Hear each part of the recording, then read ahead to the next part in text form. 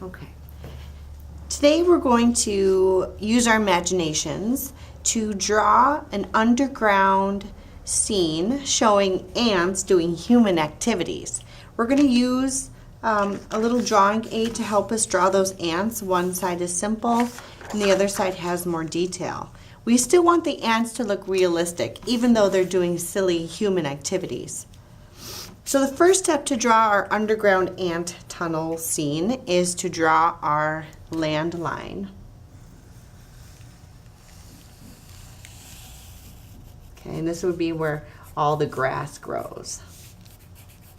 I'll just put a couple pieces of grass to help me remember. And perhaps there's also a big tree.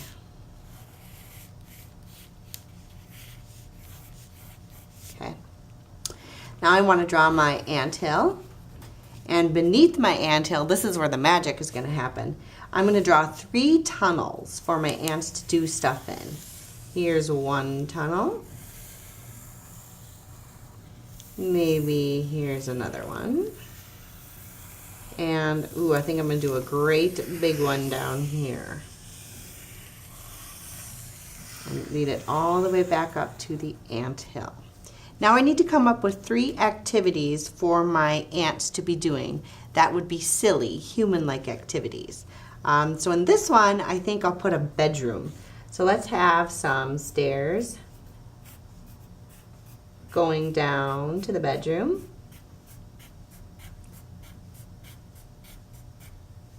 Okay, and here's my bed for my ant.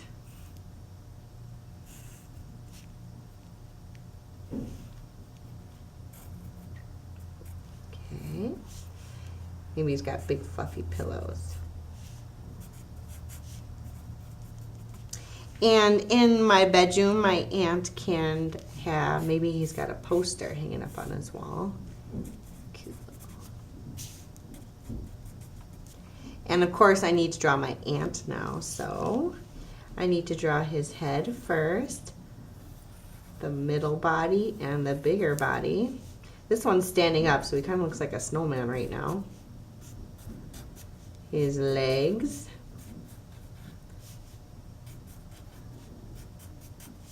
And his eyes, his mandibles, and his antennas. So he'll be jumping on the bed. So in this tunnel now, I can draw another scene of an ant doing a human activity. So let's see, this one could be watching TV. So we'll put our big flat screen TV, because we're using our imagination, on a nice little TV stand, fancy screen, and we'll have the ant. Let's have this one standing on all of his legs. So his head, his antenna, eye, the mandibles or the pincers, and his bigger back body. 1 leg, 2 leg, 3 leg, and then our back legs that are hidden that we can't see we'll make smaller. Okay, that one's good. Now I have this other one down here I need to draw an ant scene, and this one's pretty big, so I can add a little bit more detail. So let's have a hanging light fixture, because I'm sure the ants want to see too. Our little light bulb, let's put some shining lines down there, because we're doing cartoon style anyway. And ooh, a nice long fancy dinner table.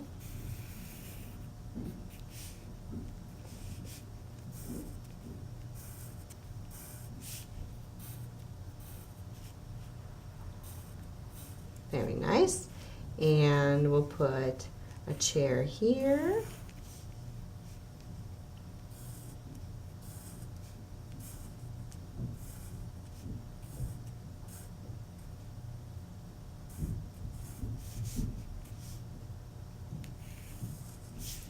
And we'll put a chair over here. We don't see the whole chair on this side, but we can see most of it.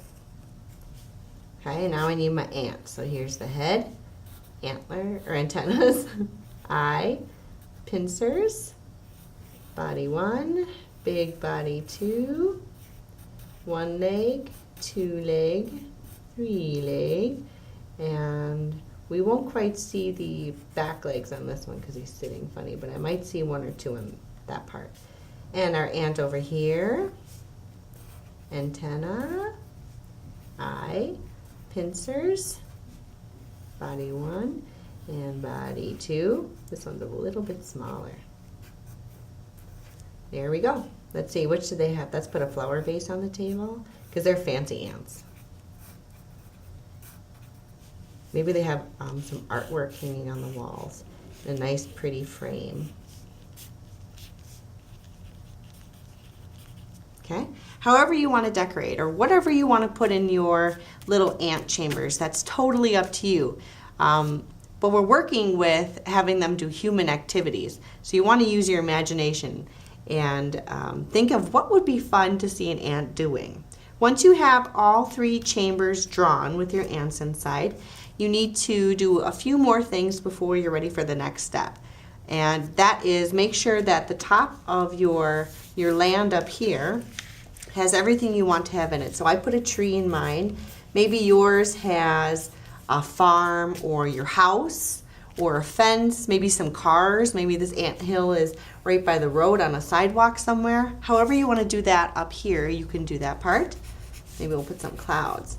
And then the second step is to use our trusty cheat sheets for our line designs. And we're going to break up this big empty space into a couple different texture designs.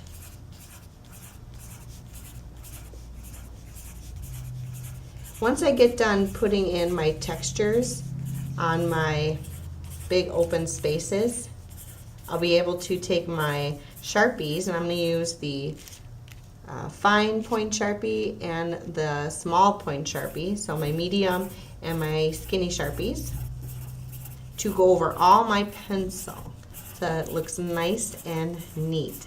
So down here in this section I'm doing a circle texture, so this could be like rocks in the dirt. Okay, I think in this one I'll do square textures. These are big rocks in the dirt. And again, I'm going to do all this in pencil first in case I make a mistake. I want to be able to go back and erase my pencil if I need to. And then when I do my Sharpies, if I miss any of my pencils, I want to take a big nice Sharpie and erase all that part that I missed. Maybe this section will just put little dots. These are little tiny textures. And this one could be straight lines. So as many different areas as you have, that's going to make your bug scene look that much more interesting. Gives people something to look at. Have their eyes wander all over your artwork. Make it so they don't want to leave. They want to keep looking at your art forever. The more designs you put in there, the longer they will look. Okay, and let's do stars. It's my imagination picture. It's fine.